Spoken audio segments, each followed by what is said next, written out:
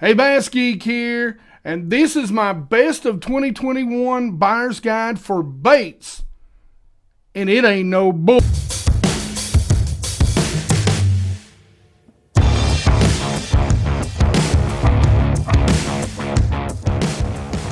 Hey, before we get started, I want you guys to do me two favors. This time of year, views are always down, subscribers are always down, so help the channel out. Share this video and others like it that you may like. Or heck, just go out and share on your Facebook or whatever group, or whatever you want to do.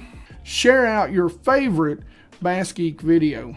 Hopefully it's this one. Hopefully every video I do right off the bat's your favorite, but I know that's not true. The other thing is, guys, check out the hoodie I'm wearing. I've got an apparel shop, and I sell mugs, you name it, it's out there. T-shirts, clothes for babies, clothes for toddlers. My favorite thing is the hoodies. I've got the traditional BassGeek logo like you see here down the arms. I've also got the new design, the BassGeek Nation design. You can show everybody that you are part of the BassGeek Nation, that you yourself are a Bass Geek. I've got stickers out there. Put those on your trucks and boat. It helps spread the word. You name it, it's out there. Go check it out. All that stuff goes right back into the channel, and I really need all the help I can get since I'm going to be traveling and fishing with a lot of you guys hopefully next year, because my boat drinks gas and drinks oil like a frat boy funneling, or doing a keg stand. He don't sip, he chugs. So let's get to what baits produced best for me in 2021. And another thing, listen guys, every single bait will be linked in the description. Some of those are affiliate links, so if you don't care, please use those affiliate links. Again, I need a lot of gas money for next year, okay? So it does, again, help the channel out. So one of the very first baits I've got to call out is probably the spinnerbait. Now, we fished it in several different kinds. This is one of my favorites, the Nichols Lures Pulsator, and just a good old white, guys, and a lot of times with no trailer whatsoever. Several times we caught them on white blades because it was a low sun or dark days, but the white blades played a big role in most catches this year, and so did just a regular old white spinnerbait. We caught them on everything from Strike King's Pro Model, the Nichols Lures Pulsator, the Mini Me by Spot Sticker, but the spinnerbait was definitely one of the big players in 2021 for me. So another group of baits, and two specifically that seem to play really well in the spring and then in the fall for me, are the crankbait category. Two specific crankbaits seem to really outshine the others for me this year. In the spring, those rock crawlers really seem to do well for me. Now, as we got in, and if you guys haven't seen my South Carolina trip down to Clark's Hill, make sure you go check out that video. But you'll see my buddy Joey using the Fritz side, the number 5, a super shallow running flat side, so it's great in that clear water, a flat side little crankbait. Now, I use the 7s a lot, which are a little deeper and up here where I'm at, but down there it's just a totally different place. So those were the two crankbaits that really worked well for me, and I did one of them that really shined was actually a custom painted by Razor Lures. Again, the links will be in the description for anything he does. Great local painter, man. Love what this guy does. But those baits really shine for me this year, and it was the rock crawler that he hand painted.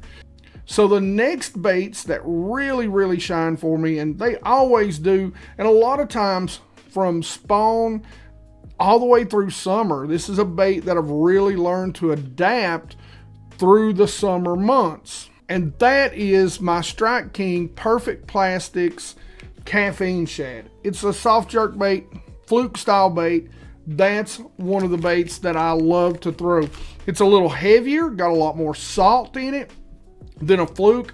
A fluke is something that I'm going to use when I don't want a quick sink rate, but if I'm fishing a little bit deeper, and that's when this tends to pay off, when I'm fishing a little bit deeper. And I love my go-to color. This company is really one of the few people that makes this color, and that's my Ghost Shad. It's just such a neutral, natural color in the water and in clear water. Summer through fall, it gets bit. Before we go any farther, guys, I do want you to know, if you'll go back and look, I have tons of in-depth videos on all these baits, so go check them out.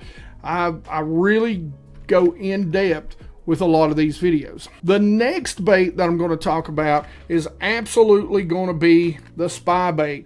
This is a bait that I used for about 2 or 3 years, really trying to figure it out, that I didn't put in any of my videos until the last 2 years, and it has been becoming a star. The Spybait, out for those deeper bass, fall bass, has really came to be one of my go-to hard baits. It is a great bait. I use it in 2 or 3 different colors, and I'll be honest with you, my favorite is of course the Duo Realis, but it's something that I don't just use for smallmouth, and actually where I live at, I have more success with largemouth with this particular bait. I've got a very particular way, and I've got several videos out now really going in depth on when, where, and how to use this bait for both species of bass. That was a great producer this year during the summer for me. Now, swim baits this year. The big producer in swim baits for me has been the Kitech. Any sort of ribbed swim bait. The Kitech, and I've got a 3.8 inch here, but that's a little bigger than I fished most of the time. The biggest thing about that, I want to show you the color. That is a smallmouth magic color. So the smallmouth magic, there's really 3 colors that done well. One was on Douglas Lake, and it was super dirty water, and that's Sexy Shad. So I like that color when the water gets stained up.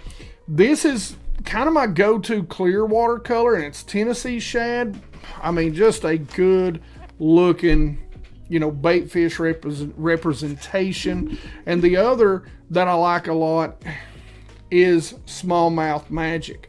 So if you get around a little bit of water that's got just a touch of stain to it and there's smallmouth around it, that smallmouth magic is going to be a killer for you. And it will also, in that dirtier water, catch those largemouth. So I would fish it either on a single hook jig, but a lot of times how it produces for me is on an Alabama rig with these on them.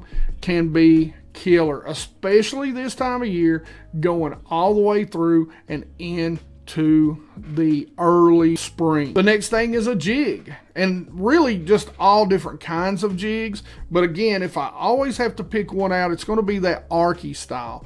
One of my favorite jigs that I've been using here lately has been the Nichols Lures, and it's kind of a skipping jig, but it's an Arky head or a flipping jig. A lot of people call it a lot of different things, but that type of jig right there can do a lot of different things. It's really kind of a hybrid. You know, it does a lot of different things pretty well. I tend to pair that with a lot of different trailers, Rage Bug, the Zoom Chunk, the Rage Crawl. A lot of times I'll pair it, if I want a little bit less action, I'll kind of pair it with some sort of beaver bait. It doesn't have as much flap to it, so that gives me a little more subtler action. The next bait is the Wobble Head. I mean, I've always got one. I literally have a dedicated rod and reel set up for this, and I always have one tied on. You can fish a lot of different things with it. I mean, anything from a swim bait to a worm. One of my favorite baits, however, is absolutely the Rage Bug. Several different colors I like in that, but I've got a great video back on the Wobble Head and the things that I like and the colors I like to use, and my favorite Wobble Head, which actually it's one of 2, Strike King and Mustad has a great wobble head where you can add the hook of your choice to it, and that is the way to go, in my opinion. That is it just makes it 100 times more versatile, and it's a great search bait. So the next two, it's really one category, but it's two baits, and we're going to talk about topwater. Guys, you all have seen it all year. I love to throw topwater baits, and if I can get a topwater bite, I'm going to chase that more than I'll chase anything else any time of the year. One of my very favorite topwaters is the Head and One Knocker Spook, and this is what they call a pearl melon. To me, it's very close to like the ghost minnow. You know, a lot of your other companies like Duo puts out.